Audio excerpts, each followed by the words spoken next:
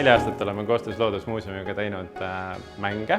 EKA poole pealt siis esimese kursuse tudengid teevad kursuse tööd, mille käigus valmivad muuseumimängud. Loodusmuuseum tuleb ja annab mängu teema või siis annab selle näituse teema, millele mängu teha vaja on ja tudengid töötavad ise selle mängu läbi, töötavad selle teema läbi, prototüübivad, testivad, esitlevad Loodusmuuseumile.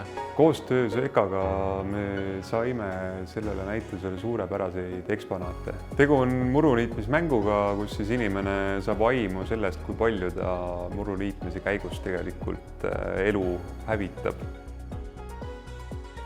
Mängu käigus on väga mitmed külastajad ka pärast öelnud, et nad ei teadnudki, et nii palju putukaid võib ühe muruniitmisega hävida. EKA-ga koostöö puhul üllatas väga positiivselt see, kui loominguliselt tudengid suudavad mõelda, et nad tulevad selliste ideede peale, mille peale meie siin muuseumis ei tule. Ma tahtsin külastajaid šokeerida. Kui ma lahendust välja töötasin, siis mul jäi kõlama just see, kui absurdne muruniitmine võib olla. Ja siis ma otsustasin seda absurdi võimendada. Mängusse niidud muru, selle käigus siis hävitad tegelikult seda linnaloodust. Seda hävingut on näha läbi selle, et see mäng muutub tumedamaks, seal tuleb sudu. Ta illustreerib seda, et see loodus kaob ja muutub selliseks kivilinnaks põhimõtteliselt. Ma tahtsin, et see kogemus oleks võimalikult realistlik. Nii et ekraani ette sai päris muruniituki käepide. Esmane eesmärk oli ikka see, et külastajal oleks lõbus mängida.